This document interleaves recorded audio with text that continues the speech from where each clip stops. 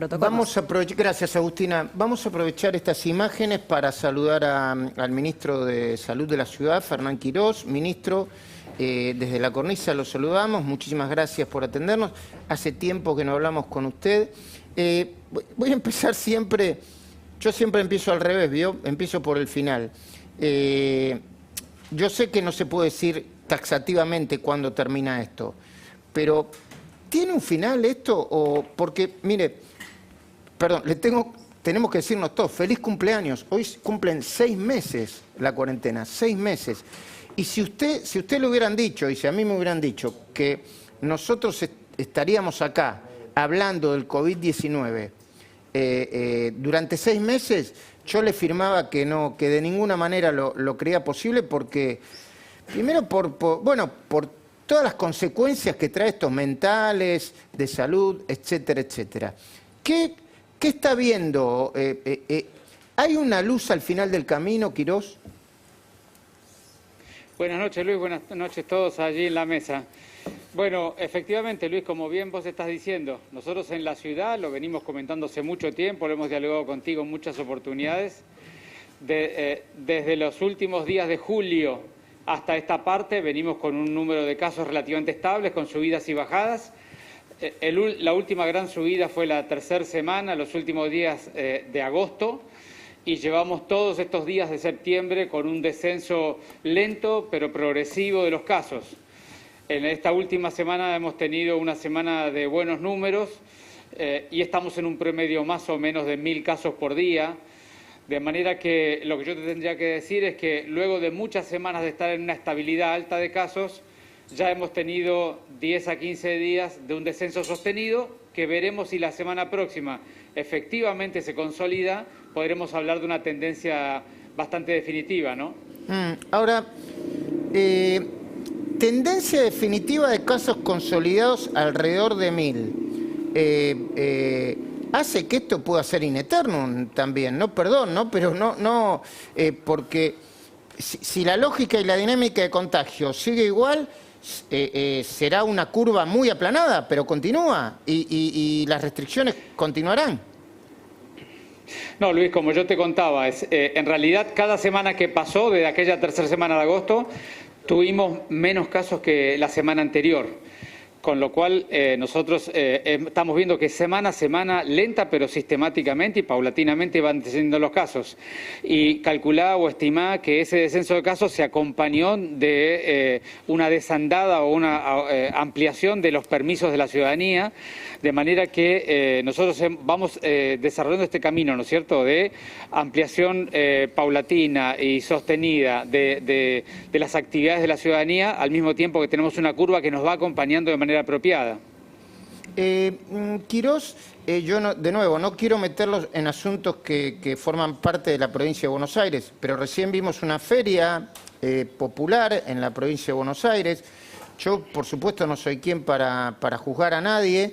Entiendo que la gente necesita trabajar, que hay muchísima gente desesperada por trabajar y por llevar comida a su casa, y al mismo tiempo veo que en ferias tan populosas hay gente que quizá como son tantos, se cuidan menos, no tienen los protocolos necesarios. ¿Qué tiene para decir sobre esto? Y si es comparable lo que está pasando en esa feria con lo que está pasando en la ciudad. Bueno, es que estás tocando un punto esencial para la discusión, el debate, la reflexión y la toma de conciencia, Luis. Nosotros, como hemos hablado tantas veces, tuvimos una cuarentena muy precoz en el mes de marzo que evitó una catástrofe sanitaria en el área metropolitana y seguramente en el resto del país, pero nos trajo un gran desafío que pocos países han tenido que transitar, que es cómo gestionar una pandemia y una gestión social de la pandemia luego de 4, 5 o 6 meses cuando todavía el número de casos es muy alto. Y de eso estábamos hablando hace un ratito justamente. La Ciudad de Buenos Aires ha tenido una estrategia que es intensificar los testeos, los rastreos, los aislamientos, trabajar mucho en la construcción de ciudadanía y aprendizaje colectivo de cómo cuidarnos y ir desandando paulatinamente y con mucho cuidado semana a semana las actividades. Ese es nuestro camino. No hay muchos países del mundo que lo hayan tenido que hacer porque tuvieron epidemiologías y escenarios diferentes. Y de esto se trata también el conurbano bonaerense, por supuesto, porque están en la misma situación que nosotros. Hemos estado en aislamiento social desde el primer día, desde el 20 de marzo, y la gente le cuesta seguir acompañándonos, muchas de ellas, como decimos, por razones económicas, otras por razones vinculares, sociales, de los niños, de manera que lo que nosotros tenemos que trabajar mucho en esta parte, porque todavía quedan varios meses hasta que tengamos una vacuna y resolver este problema, es la construcción del aprendizaje colectivo de cómo cuidarnos y sobre todo poner reglas claras, llevar casi todas las actividades de donde haya cierto riesgo al espacio público, y el espacio público con protección, tapaboca y nariz, y con distanciamiento, más allá de las necesidades que cada uno de nosotros tenga, que hay que respetarlas y acompañarlas con normativa clara. Ministro, María Julia lo saluda. Viendo estas imágenes que veíamos sobre la provincia de Buenos Aires y las duras declaraciones que hay de diferentes funcionarios del oficialismo frente a lo que sucede en la apertura paulatina en la ciudad, mi pregunta es la siguiente. ¿Usted cree que el tema de por qué no aceptan los protocolos en las escuelas, que es un tema tan sensible para todos los ciudadanos, es una cuestión política ya a esta altura? Bueno, nosotros nos vamos a reunir mañana con la ministra de Educación de la ciudad, junto al ministro de Educación de la Nación y el ministro de Salud de la Nación. Y vamos a trabajar estrictamente en eso. Hasta ahora no hemos tenido ninguna reunión entre los cuatro, de manera que nosotros lo que vamos a dialogar allí, y seguramente buscaremos una forma de ponernos de acuerdo, es la prioridad que tiene este gobierno y básicamente en el lineamiento político de Horacio, de Diego y de Felipe, de que tenemos que hacer algo por la educación, sobre todo empezando por los estratos más vulnerables, los grupos de niños que se han perdido el vínculo escolar, los grupos de niños y niñas que van a terminar el secundario y no tienen un cierre apropiado de este ciclo, y aquellos niños de primer grado que no han podido hacer el proceso de aprendizaje de leer y escribir. Siempre con muchísimo cuidado en pequeños grupos, en lugares abiertos, es decir, siempre con las recomendaciones de este ministerio de cómo se puede hacer eso de manera segura. Yo espero que mañana podamos dialogar y ponernos de acuerdo. Estoy seguro que en el diálogo responsable, respetuoso y profesional vamos a encontrar la forma de hacerlo. Ellos han tenido algunas observaciones, nosotros las estamos corrigiendo y seguiremos en este diálogo porque necesitamos rápidamente resolver este tema y empezar a poner en movimiento la revincularidad de los niños, sobre todo los que lo han perdido, de los niños y su familia, la revincularidad con la escuela y la resocialización en un entorno cuidado y en un entorno que lo vuelva a construir al niño en el camino que tiene que estar. Ministro, nosotros ya vimos en el mundo que hay muchas sociedades que vuelven a tomar clases en espacios al aire libre, sobre todo cuando hay buen clima, como está empezando a ver ahora. Que dan opción de ir 2 días por semana, sí. Eso es lo que hacen. Ya lo vimos eso. Luego, yo he escuchado al ministro de Educación, Eduardo Trota, he discutido con él, Nicolás Trota, he discutido con él, no tengo problema en volver a discutir. Espero que haya muchos ministros que se aguanten la diferencia como corresponde, no que seamos tan importantes. Ahora, ¿no son un poco blandos con los gremios? Usted como no digo usted, ministro, que está en el área sanitaria, pero los gremios no pueden dictar, aún los gremios de la educación, no pueden dictar la política de educación, no la dictan en ningún país, porque tienen una parte de los intereses de la educación, no todos. La cantidad de chicos que están desconectados, que ya... Para ellos la escuela ya está perdida, es de un altísimo daño, sobre todo en los sectores más vulnerables. Y los gremios, como no tienen ningún costo en decir, no empezamos las clases, estamos cuidando a nuestros chicos, siguen en algunos gremios, ¿no? Siguen en una especie de cerrazón política que, como vimos, en algún momento está entongado con el gobierno nacional y oficial. Entonces, no hay manera de romper eso. Porque yo supongo que hay una parte de la sociedad que también está cansada de eso, y con razón. Bueno, vos tocás un tema que para nosotros es esencial, Luis, que es el daño irreparable, que no podemos saber para qué niño cuándo es, pero decididamente cada día que pasa el daño tiene más posibilidad de ser irreparable, y llamamos irreparable el daño que logre que un niño pierda su vínculo escolar de manera definitiva, porque eso marca y determina su vida de allí para adelante. Y por eso para nosotros es una prioridad número uno en el gobierno de la ciudad. Ahora, mi vínculo cotidiano es con el gremio de médicos, de los trabajadores del sector público, y no tengo vínculo con los gremios escolares. Eso es algo que trabaja la ministra Acuña, y ella tendrá su estrategia de diálogo y cómo construir con ellos la solución de este punto. Pero recordá, Luis, que nosotros todavía, nuestra limitación actual no es el gremio, sino es el permiso del Ministerio de Educación de la Nación. Y eso es lo que estamos buscando, ponernos de acuerdo para que nos dé el permiso. Ministro, ¿cómo le va? Federico Andajasi lo saluda. Le hago es la pregunta que se hace todo el mundo. ¿En qué instancia está la vacuna? Supimos que hubo un traspié del laboratorio AstraZeneca con Oxford, ahora volvió la investigación. ¿En qué punto está? Y si ya se está hablando de la posibilidad cierta de cómo va a ser la vacunación en Buenos Aires, en la ciudad, cuando eso esté disponible. Bueno, es muy importante aquí no generar falsas expectativas o expectativas demasiado aceleradas, ¿no?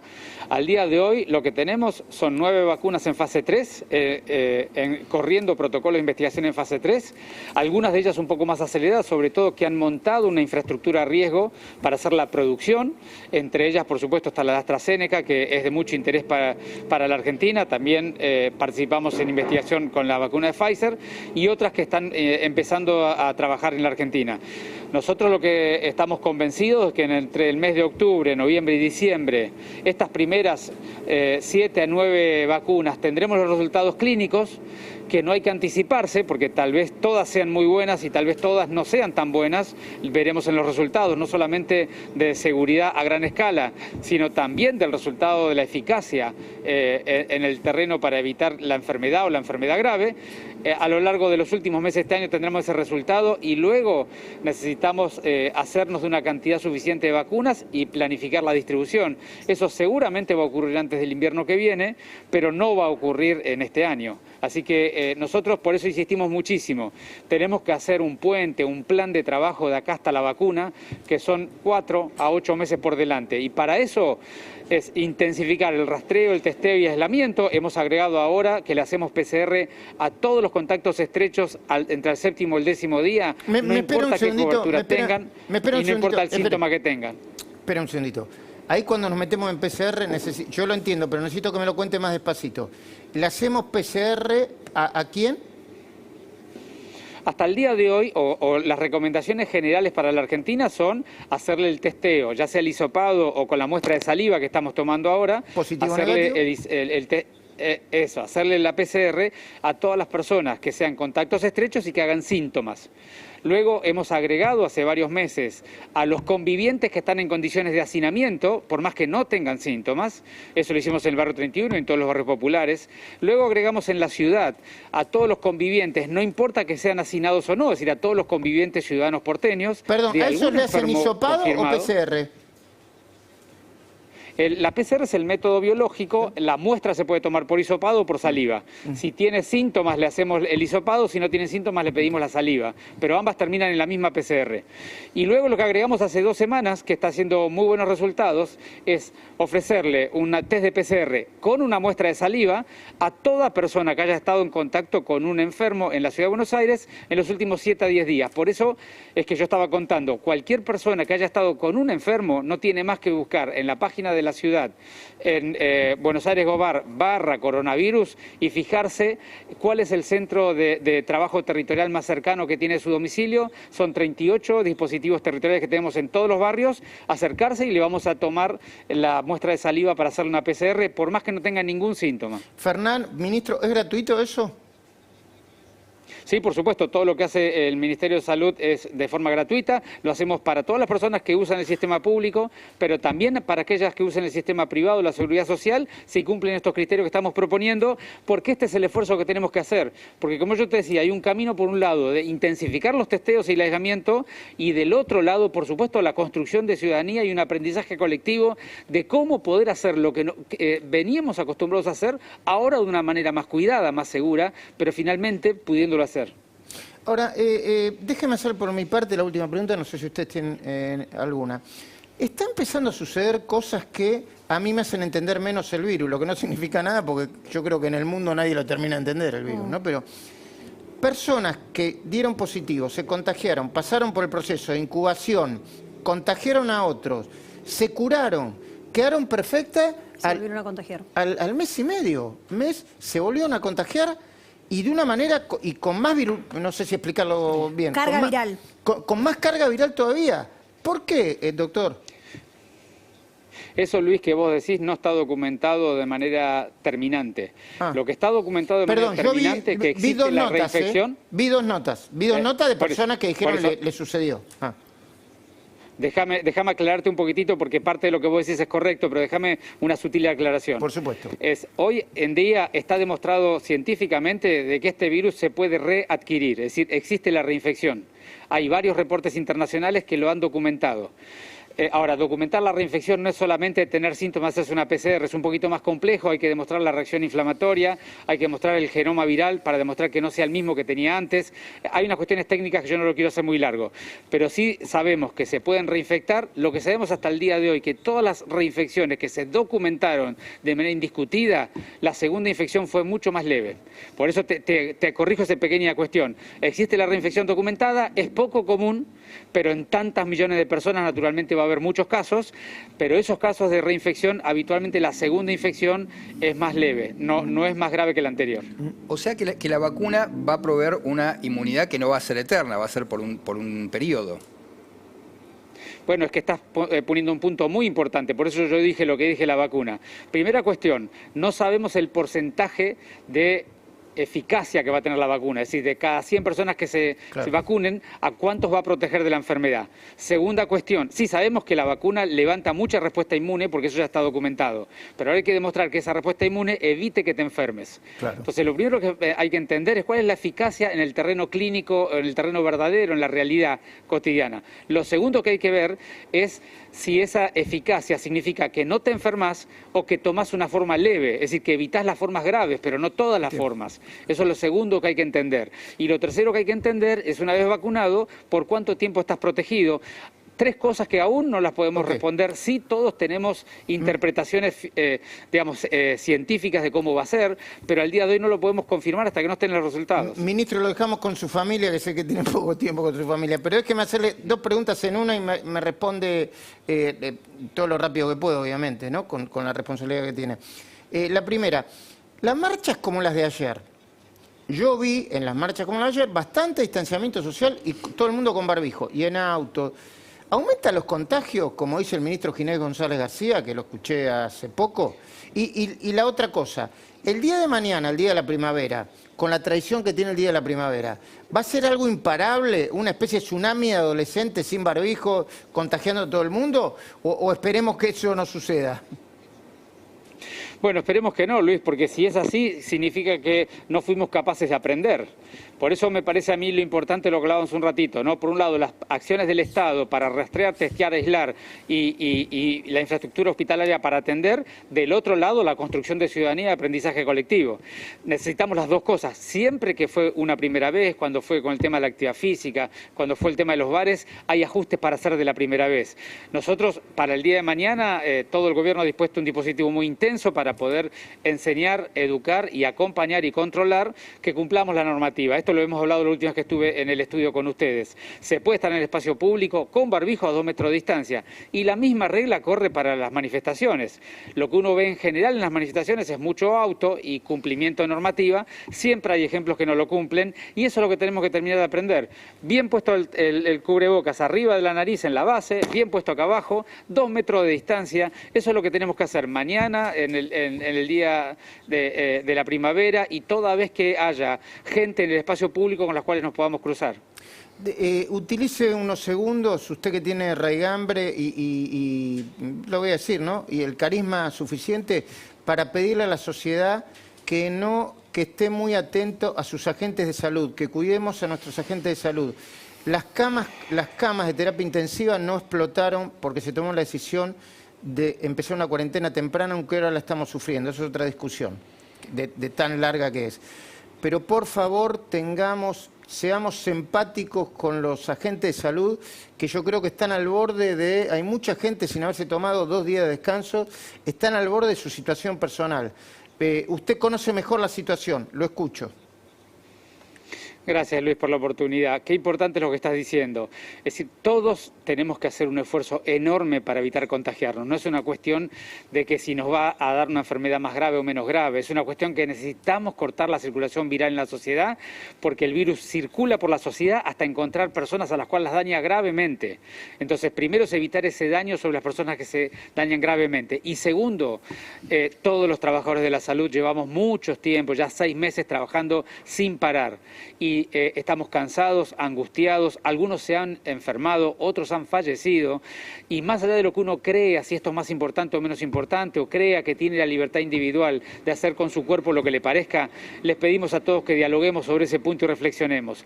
Es momento del cuidado colectivo, cada uno de nosotros en la sociedad tiene una responsabilidad, el del trabajador sanitario es de cuidar a los enfermos, pero ayudémoslos a que puedan descansar un poco y no tengan tanta necesidad de trabajo, porque todos somos ciudadanos de la Argentina, todos somos ciudadanos porteños y entre todos tenemos que pasar este momento para poder construir una sociedad mejor para el futuro. Gracias, ministro.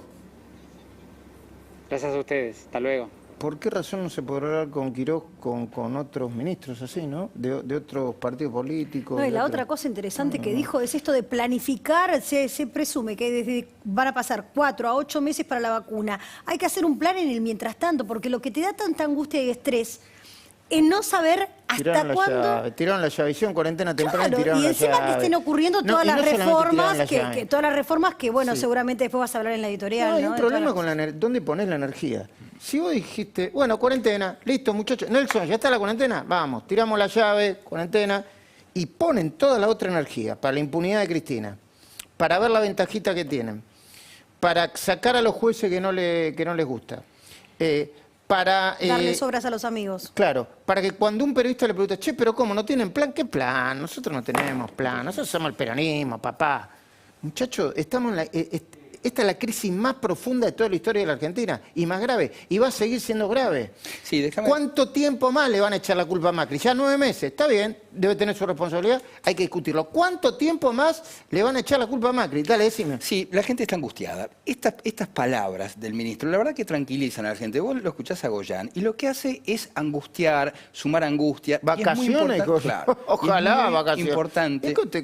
No te deja ni un poquitito de la ventana abierta. Claro, pero por eso, conocer, saber, es muy tranquilizador. Muy bien, y hablando de tranquilizador o no tranquilizador, la pandemia revela y mucho la necesidad que tiene un montón de gente.